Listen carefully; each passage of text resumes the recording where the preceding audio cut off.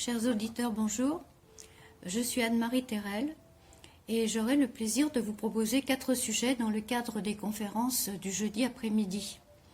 Ces conférences seront consacrées à 4 sites archéologiques majeurs qui sont inscrits au patrimoine de l'UNESCO. La première séance portera sur Pétra, qui se trouve aujourd'hui en Jordanie, une ville qui a connu son apogée entre le 1er siècle avant notre ère et le 1er siècle après. Et Pétra est connue d'abord pour son cadre exceptionnel, un cadre de montagnes, de rochers aux couleurs absolument extraordinaires en fonction de l'éclairage du soleil, etc. Et c'est peut-être d'ailleurs pour la beauté du site que les Nabatéens, un peuple venu d'Arabie, a choisi d'installer là sa cité la plus importante.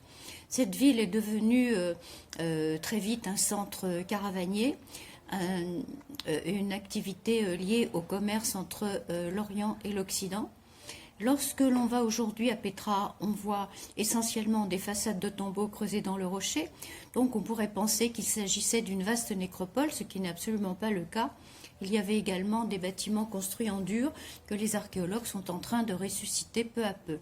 Et malgré le cadre très aride aujourd'hui, Pétra était une véritable oasis grâce au talent des Nabatéens dans le domaine de l'hydraulique. Notre deuxième conférence sera consacrée à Palmyre, qui se trouve aujourd'hui en Syrie, une ville qui a connu son apogée aux 3 premiers siècles de notre ère, dont la richesse était également basée sur le commerce entre l'Orient et l'Occident. Et on peut dire que Palmyre a pris le relais de Pétra lorsque les routes commerciales se sont déplacées plus au nord.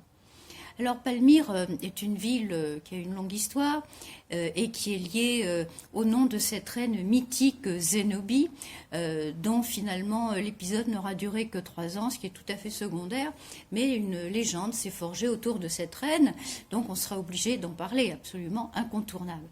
Alors Palmyre a beaucoup souffert des destructions des dernières années, comme tout le monde le sait, mais on y voit encore des vestiges impressionnants. Notamment cette grande colonnade bordée de portiques qui fait plus d'1 kilomètre de long, et puis de très vastes temples consacrés aux dieux des Palmyréniens. Alors l'architecture à Palmyre nous est assez familière vu qu'elle emprunte largement au vocabulaire gréco-romain, mais il ne s'agit pas d'une copie servile de ce qu'ont fait les peuples voisins. Les Palmyréniens ont réadapté leurs emprunts aux nécessités de leur propre religion. Et puis, tout autour de la ville se trouvent plusieurs très vastes nécropoles avec plusieurs centaines de tombeaux, différents modèles, des tombeaux de tours, d'autres tombeaux creusés sous le rocher. Et donc, bien sûr, nous parlerons de tout cela.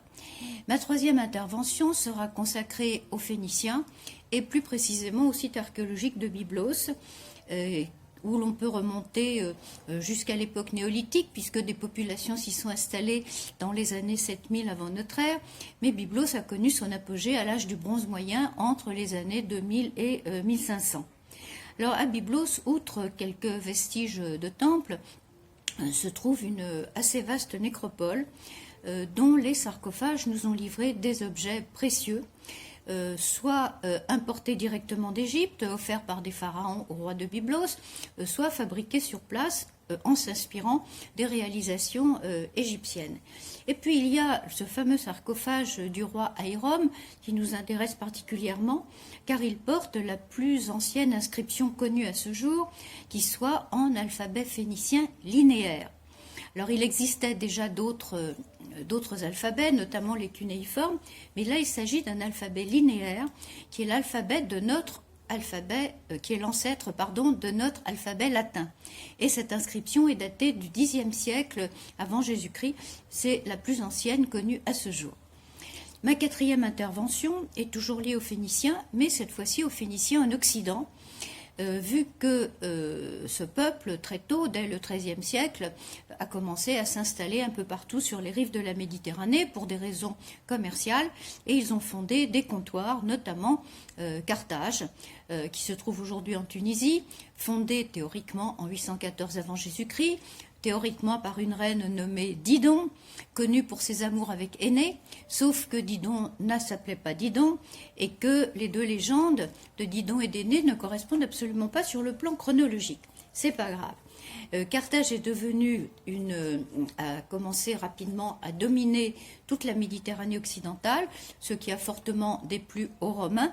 Et les Romains n'avaient qu'une idée en tête, c'était détruire Carthage, ce qu'ils ont réussi à faire au terme de 3 guerres dites puniques en 146 avant notre ère.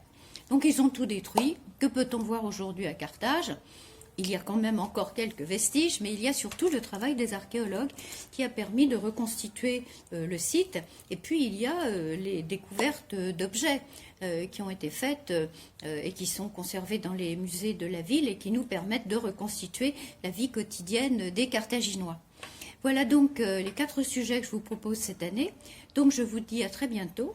Et en attendant, selon la formule consacrée en ce moment, prenez bien soin de vous. Au revoir.